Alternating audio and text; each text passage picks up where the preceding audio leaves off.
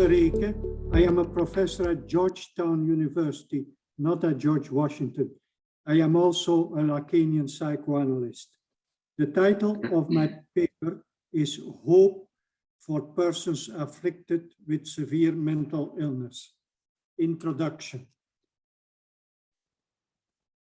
If we assume that worldwide 9.9% of the population is afflicted by schizophrenia, and if we know that in January 2021, the world population is estimated at more than 7 billion, we can then make the following conclusion.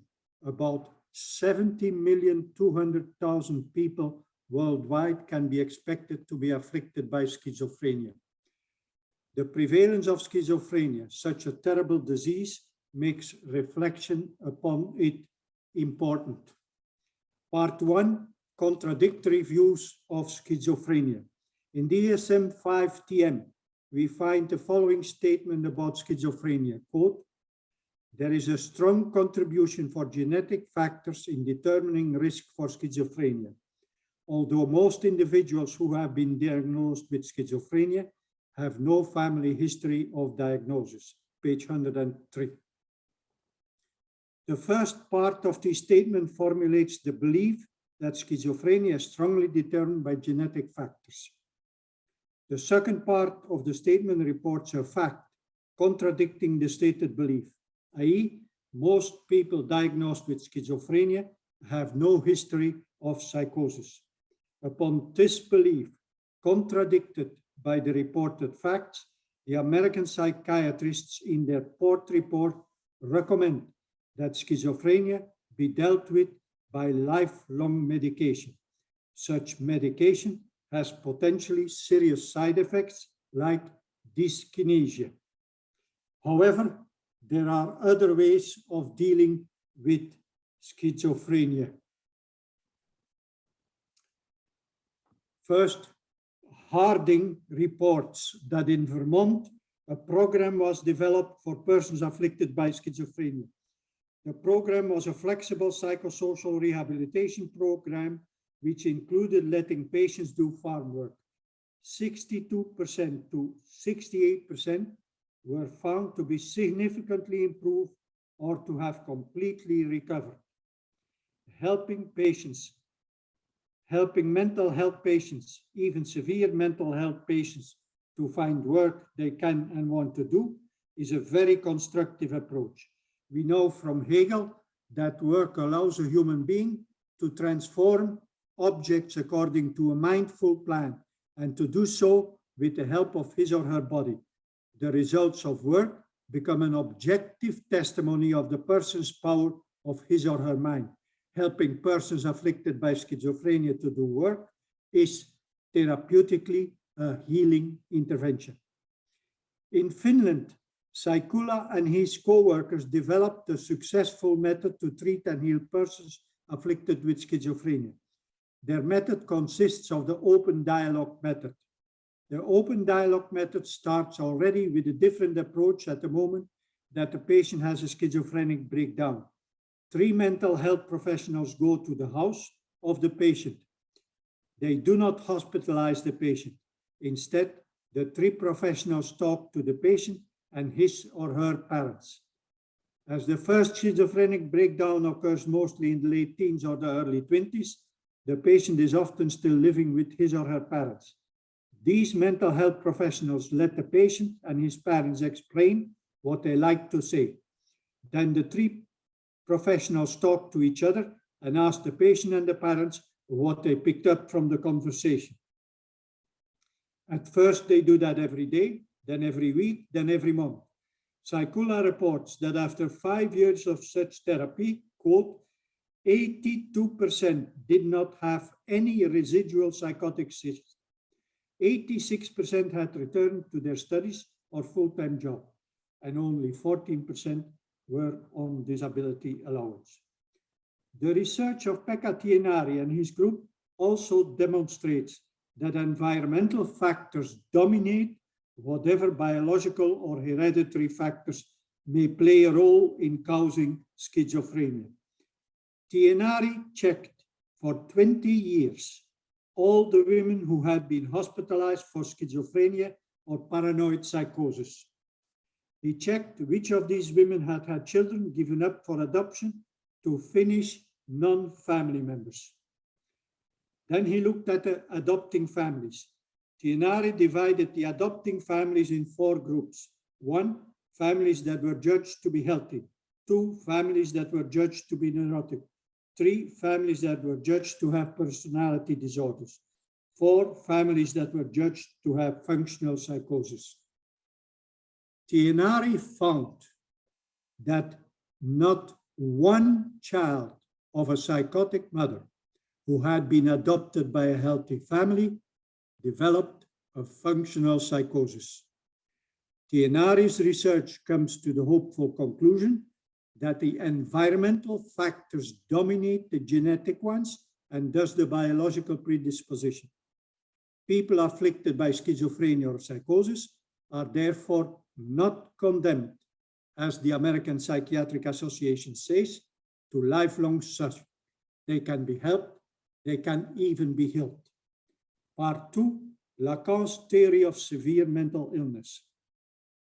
Children develop a psychic structure in their relationship with the first all-important figure in their lives, the mother or the mother figure.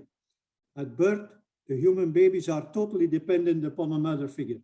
However, human babies have a consciousness, and for a consciousness, total dependence is unacceptable. Still, it remains the fact that the human baby is totally dependent upon a mother figure. The question how arises as to how human beings deal with unacceptable realities. One important strategy is the use of imagination, in which human beings create an alternative acceptable reality. This is also what happens with babies. In order to deal with their unacceptable total dependence upon another, the babies create 2 fantasies. First, they imagine that their mother is omnipotent and perfect. Otherwise, they would not be safe. This imagination remains part of the unconscious beliefs, as illustrated by the attitudes and beliefs of teenagers. Thus, teenagers are known to criticize their parents, including their mothers. However, if someone else criticizes their mother for the same reason as the teenager does, then the teenager often will defend his or her mother. Hence, the critical teenager retains an ideal image of their mothers. The second fantasy created by the child is that the child imagines that it is everything the parent would want. Thus, when my wife read in the newspaper that there were few children in Germany, where we had been for a sabbatical year, one of my children asked in a concerned manner, "Why are there so few children in Germany?" My wife provided a common sense answer and said, "I guess those German parents believe it's too much work." My son responded, "But do those German parents not know that it are the children who do all the work?" Lacan refers to the way of thinking of children as the imaginary. If the children have these 2 fantasies, they flourish. But if those children were to keep this narcissistic image of themselves as adults, they would not be desirable partners. Thus, something must occur that changes the original psychic attitude of our children. That happens when the child starts seeing that the mother has an interest in another person, normally the father. This observation destroys the 2 original fantasies of the child. First, if the mother has an interest in another person, it must be that she doesn't have it all, that she lacks something. Second, if the mother misses something and she looks to her partner, that means that I, the child, am not able to give what the mother is lacking. This destroys the second fantasy of the child and leaves the child with a question as to who he or she is or wants to be. Lacan suggests that the child looks at the signals of the mother, which indicate to the child what it is in the mother's partner that is of interest to the mother. The child then takes this mark or this characteristic in the partner as the basis of its own identity. the child realizes that it is not yet like the father. Hence, the child takes the future as the most important time dimension. The child also accepts that it will have to work in order to become like the father. Civilizations seem to have discovered that children are ready to work after the Oedipus complex. Civilizations legislate that children have to go to school at the age of 6 or 7. Finally, the child will develop patience, having accepted that the world must be understood in a linguistic way, i.e., if I want, then it follows that. Then the child has entered, according to Lacan's vocabulary, in the symbolic linguistic world. A person who has not replaced imaginary thinking by symbolic thinking is vulnerable to a psychotic breakdown. This was the case with the famous German poet Hölderlin, who was unable to deal with the refusal by Schiller to accept his demand for financial support for the journal he dreamed to start. This was also the case for Judge Schreber, who, confronted with the fact that his wife had had 5 or 6 miscarriages, could not mourn the fact that he could not have children. Instead, he started to imagine an illusionary alternative world in which he became a woman in order to marry God, in order to create a new mankind. Thus, for Lacan, severe mental illness, like that of Judge Schreber or Hölderlin, is the result of the dominance of the imaginary thinking over the symbolic thinking. Symbolic thinking is introduced by the incorporation of the figure of the father in the psychic process of the person. Hence, according to Lacan, mental illness is the result of a failure in the psychic development of the person. Part 3. 3 successful methods for treating persons afflicted by schizophrenia. In my book, Breaking Through Schizophrenia, I analyzed 3 methods for successfully treating schizophrenics: the method of Prouty, the method of Caron, and the method of Willemus.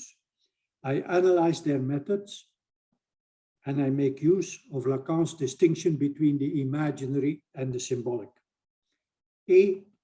Prouty's pre-therapy method. Prouty treats schizophrenic patients who are even speechless. He sits in front of them. His goal is to make sure that the patient feels that they have an impact on him. He does so by imitating each of their gestures. If they slide down from their chair, he does the same. When they lift their arm, he too lifts their arm. By this method, Prouty communicates with his children in an imaginary way. He mirrors literally their gestures. This mirroring communication makes an impact on the patients. Some of them show that by producing a tear in their eyes. At that moment, Prouty elevates the communication with his patients into the symbolic, the linguistic level, and says, I see a tear. Prouty uses the idea of elevating communication with his patients to the linguistic level also when he listens to their mumbling and pays close attention to possible words in the mumbling. Prouty then repeats loudly and perfectly clearly the couple of words that he heard in the mumbling of the patients and says, for instance, run, tree, paper. Prouty does make use of mirroring in order then to make possible the beginning of linguistic communication. In Lacan's language, Prouty promotes the imaginary communication in order to reach linguistic communication. Caron's approach. Caron reports on the way he deals with patients who are prisoners of their imaginary wishes. Thus, Caron reports that he had a patient who had constant nightmares about his stepmother who treated him badly. The patient asked Caron if the nightmares would go away if he killed his stepmother. Caron reports that he did not address his murderous proposition morally. Caron writes that his patients know that murdering someone is wrong. However, the moral conviction does not have the power to prevent dreaming of murder. Instead, Caron mirrors and justifies the murderous feelings and says to the patient, "The old bitch deserves to die for what she did to you. Anytime anyone hurts you, you hate them. You want to kill him, and that is healthy." In response to Caron's justification of the patient's hatred and murderous feeling towards his stepmother, the patient reported about the many occasions that his stepmother mistreated him. This shows that the acknowledgement and even approval of the imaginary dimension of his patient had effects. The patient reported about the abuses he had suffered. Caron then writes that he made his second intervention. He told his patient, "The only reason not to kill her is that you will be caught. If you are prepared to die for her, then you must feel that she is more important than you. That, I feel, is stupid. But notice," he said, "I did not say that would be bad. It would be stupid to kill her, but you certainly should want to kill such a bitch." In this intervention, Caron himself makes a clear distinction between the patient's wishes and his actions. The wishes are part of the imagination of the patient and thus in Lacan's term, the imaginary. The actions are part of the symbolic order. Caron justifies the imaginary wish to kill while giving a linguistic justification not to act upon a justified wish. You will be caught and condemned possibly to death yourself. Caron shows that the possibility of acting rationally and not kill the person one wants to kill depends on the imaginary forces of human beings having been recognized and satisfied. Caron's patient went home, he did not kill his stepmother, and his nightmares disappeared. C. Willemoes' ego structuring method. Willemoes summarized Lacan's theory of schizophrenia as the person being stuck in the dual mother-child relationship. The imaginary relationship was not broken or corrected by the introduction of the figure of the father. Willemoes then argued that psychologically healthy persons require the luck of finding a third that can be put between them as a child and their mother. Willemoes realized that for many of the adult schizophrenic patients, the father has not much of a role or doesn't even exist anymore. The genius of Willemoes was to look for a substitute of the father which could function as a powerful third. Willemoes opted to use the personal history of the schizophrenic person. Willemoes was also aware that a schizophrenic person has poor relations to language. So Willemoes added to his task in treating schizophrenic persons the challenge of improving the linguistic skills of the patient.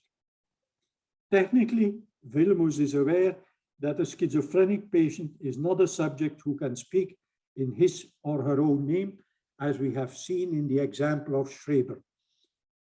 Hence, he does not treat his patients as capable of being dialogue partners. Instead, Willemoes puts his patients next to him with a small table in between.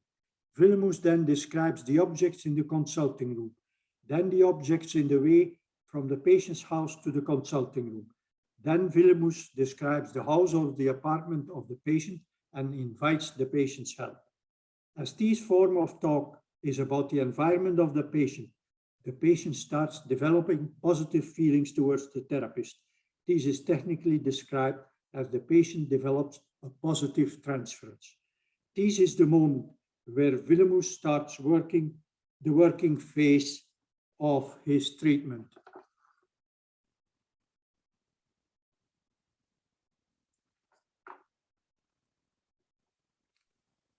Thank you very much for your... It's almost finished. This phase starts by the therapist delegating to the patient the task of ending the sessions. The therapist then asks the patient to describe the objects in his first memory. Normally, patients remember the first day that they went to preschool.